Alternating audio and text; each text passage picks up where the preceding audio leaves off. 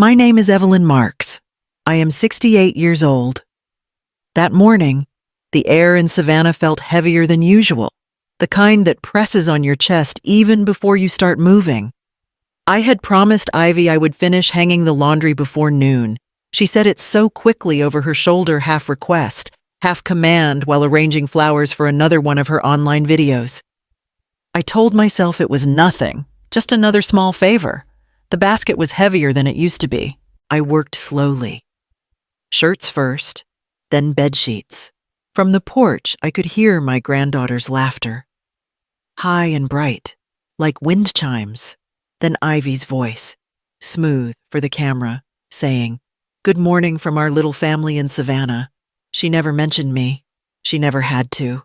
By the last sheet, my hands trembled. Sunlight blurred. Edges of the world went white. I should have sat down then. The ground rose too fast, and silence swallowed everything. When I woke, there was a faint beeping and a smell of disinfectant. My arm was pinned with an IV line. A nurse smiled and said I'd fainted from dehydration and heat. She told me a neighbor, Nora, from the house next door had seen me collapse and called the ambulance. "You were lucky," she said softly. She added that they had tried to contact my family. "Your son was listed as emergency contact," she explained, checking the monitor. "We called several times." Her voice faltered. "No one picked up." I nodded, or maybe I didn't. My throat was dry, my chest tight. The nurse replaced the water cup on the tray and left me alone with the hum of the machines. Afternoon light filtered through the blinds, slicing the room into pale stripes. I reached for my phone on the bedside table. Its surface was cold against my palm. The screen flickered to life with a single notification. "You've been tagged in a post." I opened it without thinking. The image took a moment to load a picnic table by the lake. Plates of food, sunlight glinting on glasses. My son, Luke, sat at the center, his arm draped around Ivy. Their smiles were perfect, the kind you practice. My granddaughter held a sparkler, eyes closed, mid-laugh. The caption below read, "Family Day without the drama." My breath caught, suspended between disbelief and the bitter sting of recognition. The room tilted slightly, as if the world had shifted. I could hear the monitor quicken beside me, steady and accusing. I placed the phone face down and stared at the ceiling until the noise in my chest softened. The nurse returned once, asked if I needed anything. I told her no. I had already needed too much. Evening shadows lengthened across the room. The light outside turned the walls gold, then gray. I closed my eyes, hearing only the slow rhythm of the machine that insisted I was still here. I didn't yet know it, but this was the moment everything I called family began to unravel. The morning nurse helped me sit up, propping 2 pillows behind my back. My arms felt heavy, as if the air itself was asking for proof that I still belonged here. "Do you have someone coming for you?" she asked gently. "My son," I said, then stopped. The word no longer felt steady. When she left, the silence settled thick around me. I stared at the small bruise on my wrist from the IV tape. The skin pale and thin. Somewhere beneath it, time pulsed years of doing, fixing, paying.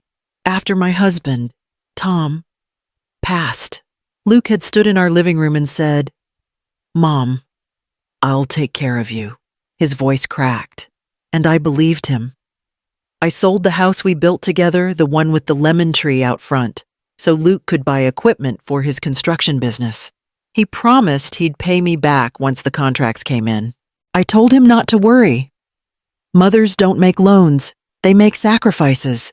Then Ivy wanted to go back to design school, Luke said. "It's her dream." "Mom," I signed another check, told them it was for love, not money. After their first baby arrived, I moved into the guest room for a few months to help. Those months quietly stretched into 5 long years. I cooked, folded, watched over a home that no longer felt like mine. One night, While rocking my granddaughter to sleep, Ivy appeared at the door. "Could you keep it down? Luke's exhausted," she whispered, her smile tight. I whispered back, "Of course." The baby stirred.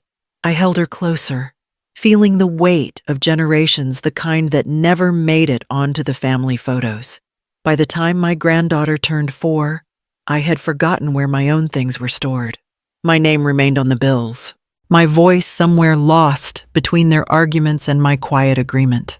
In the hospital bed, I closed my eyes. My hands still ached. Not from age, but from the years I spent holding up a life that was never mine to carry. I left the hospital 3 days later. Ivy picked me up, wearing sunglasses, though it was cloudy. She didn't ask how I felt, only said, "Let's just not make this a thing online." "Okay." At home, she set her phone on the counter, camera already facing us. "Smile, Mom," she said lightly. 3 generations under one roof, it's heartwarming. I stood beside her, unsure where to look. The camera blinked red. Luke came in from the porch, kissed Ivy's cheek, and glanced at me only long enough to say, "You're looking better." His tone was kind, practiced. When the clip went live that evening, my face didn't appear. The frame lingered on Ivy's shoulder. The caption read in soft script, "Family is everything, but the one who built it wasn't there." At dinner, Luke talked about business deals while Ivy scrolled through comments. "People love the post," she said. "They think we're the perfect family." I kept my eyes on the table. "Perfect takes work," I murmured. Ivy looked up. "You mean my work?" Luke cleared his throat. "Let's not start." She laughed. The kind that sounded like warning. "You know, Mom, if you ever want to help with content, I could film you baking or something. Our followers love wholesome moments." "I'll pass," I said. Her smile thinned. "Suit yourself." Luke reached for his glass, avoiding my gaze. The air smelled too clean, too rehearsed. We were frozen in a picture we didn't even recognize. That night, I watched their latest video play on her phone. Luke lifting their daughter, Ivy laughing, the house glowing behind them. I waited for the next frame, the one where I might appear. It never came. 2 days after I returned home, my phone wouldn't stop buzzing. It lit up, went dark, then lit again, voicemails piling one over another. By noon, there were 74 missed calls. Luke's last message sat at the top of the screen. "We need you. Now." I pressed call. His voice came quick, shaky. "Mom, thank God. We've been trying to reach you. I was in the hospital. I said..." He paused. "Yeah," Ivy told me. "Are you all right? Listen, this is urgent. Can you come by the office? We need your signature on something." "What kind of something?" Before he could answer, Ivy's voice replaced his. "Hi. Mom. Sorry, Luke's driving. The bank wants an updated guarantor on the company's loan, just a formality. You've always been listed, but they need a fresh signature. If we don't file it today, the entire project freezes." I let the words sink in. "You're asking me to sign another loan." "It's not another loan," she said quickly. "It's the same one, just paperwork. You know how these things go." "I don't." "Actually," I said. Ivy's tone sharpened. "This isn't the time for attitude. The bank needs your name, Mom. Without it, we lose everything." Luke came back on the line. "Please. Mom." I wouldn't ask if it wasn't serious. I stared at the sunlight through the kitchen window, the same light that had burned my skin when I collapsed. "You didn't come to the hospital," I said. Silence. Then Ivy's voice again. Brittle now. "You wouldn't let your family fail, would you?" The line hummed between us, heavy, waiting. I spoke softly. "You already did." Before either of them could respond, I ended the call. The phone stayed silent after that, lying face down on the table like it finally understood what I had. Nora stopped by that afternoon carrying a pie and a business card. You remember Daniel Whitaker, she asked. He handled your husband's estate years ago, still sharp as ever. I told him you might need a second pair of eyes. I studied the card. The name pulled up memories I hadn't touched in years. I haven't spoken to him since Tom's funeral. I said. He asked if he could drop by. Nora continued. Just to make sure you're not signing something you shouldn't. When Daniel arrived, he looked older, slower to stand, but his eyes were the same, steady and exact. You kept all your papers, he asked after we exchanged pleasantries. I brought him a folder from the desk drawer. They wanted me to sign more documents. I thought I'd better look first. He unfolded one sheet, adjusted his glasses, and frowned slightly. This isn't your loan. He said, it's tied to a company line of credit. Do you know how much? I shook my head. Roughly $200,000. He said quietly. And they've linked it to your personal assets. The words landed with a dull thud in my chest. Luke said it was just paperwork, I whispered. Daniel leaned forward, voice calm but firm. Evelyn, you've been the foundation for their house of cards. Without your name, it all collapses. I felt heat rise behind my eyes. Shame and something sharper recognition. I didn't want to believe that. I said, I know. He replied, but believing in people doesn't make numbers change. He placed the papers back into the folder and looked at me. You have a choice now. You can keep building it or stop before it falls on you. For the first time in years, I realized I was the only one still holding up the house. Daniel came back the next morning with a briefcase and a calm that felt heavier than words. He asked for every envelope, every folder I had saved over the years. By noon, the table was covered in paper contracts, bank letters, tax receipts. He opened one statement, tracing the lines with his pen. This transfer, $20,000, went to an account labeled Ivy Designs. That sound familiar. She said it was for inventory. I murmured, a short-term investment. He nodded slowly. Your pension funded it. My throat tightened. She told me they'd pay it back once her store opened. He turned another page. The store never opened. The funds were moved again into the mortgage account for Luke's company. Each page seemed to speak its own confession. Payments marked temporary. Transfers labeled help. Automatic withdrawals I'd never approved. My signature sat neatly beside every one, a quiet witness to my own undoing. Daniel didn't rush. He read in silence, methodical. When he finally looked up, his voice was gentle. I've seen this before, Evelyn. Families borrowing from the one person too kind to say no. I thought I was helping. I whispered. You were, he said simply. They weren't. The words hung between us. So simple they hurt. I pressed my palms together to keep them from shaking. Daniel took a blank sheet and began to write. We'll start by freezing joint accounts, closing the credit lines, and separating your name from their business. Once that's done, they can't use you as collateral anymore. I watched the list form under his pen, each line another thread cut loose. They'll hate me for this, I said.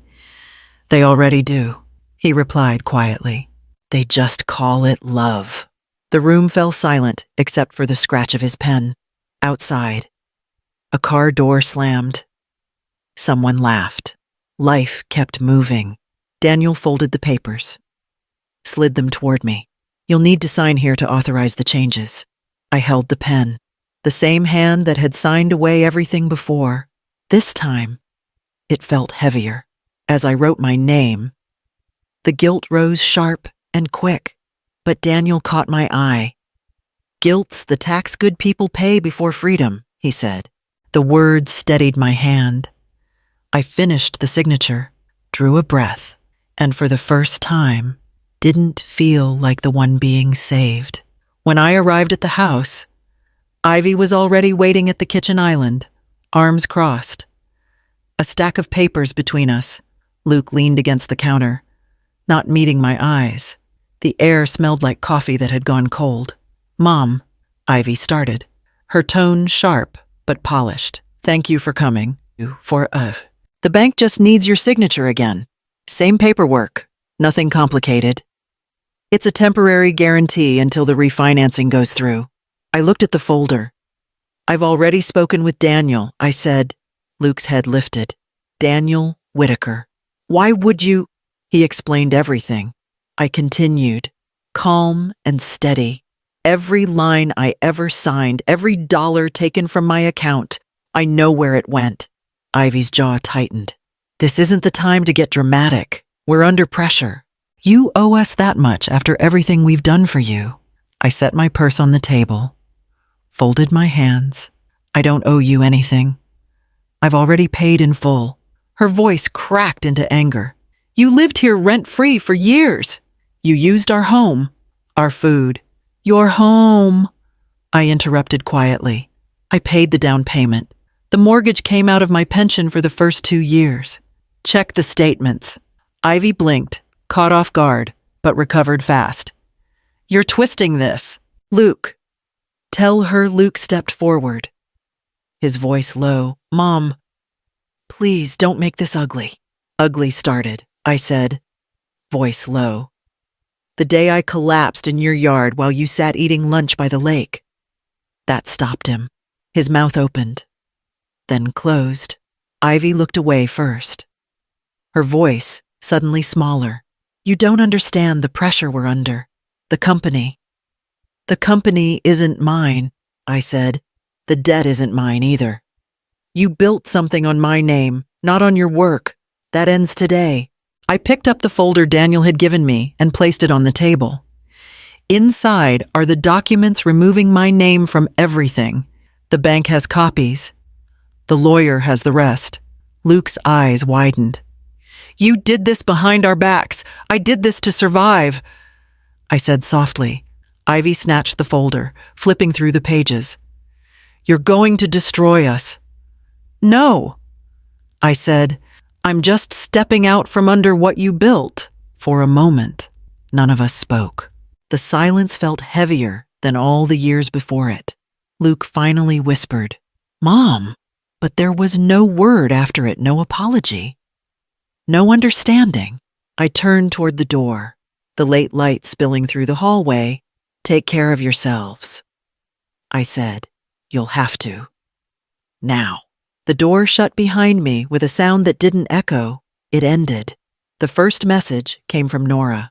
"You need to see this." It read, followed by a link. I pressed play.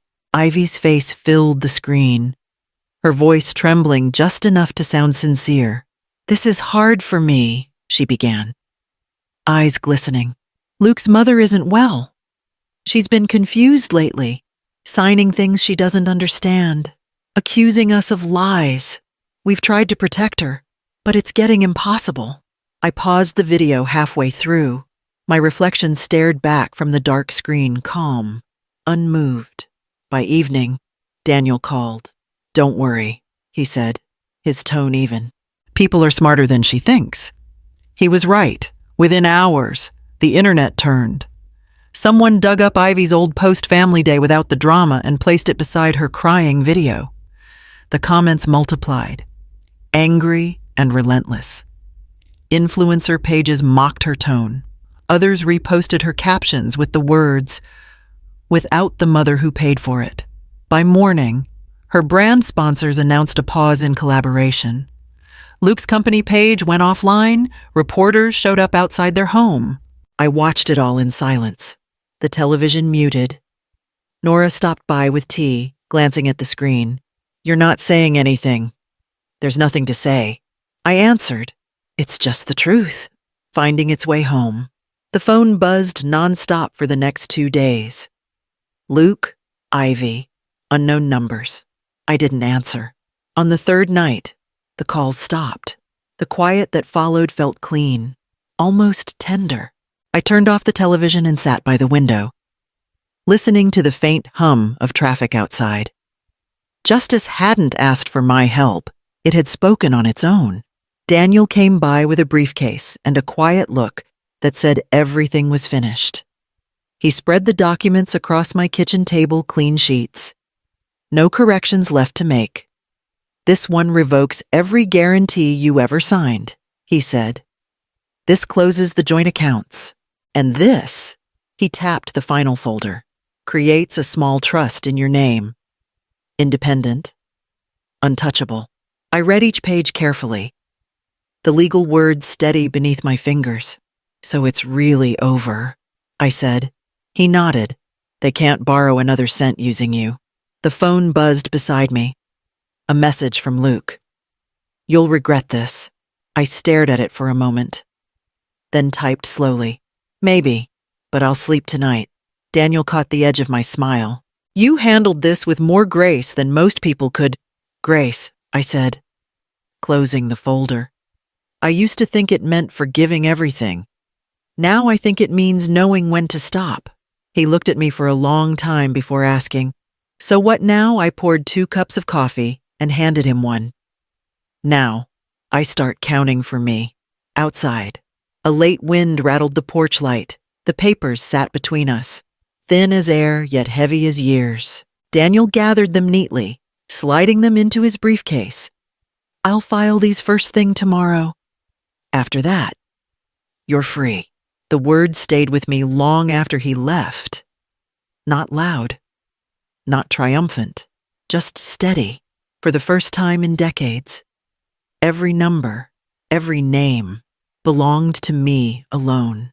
Months passed before I found the cottage by the river. It was small, pale green, and quiet, just enough space for one person and her thoughts.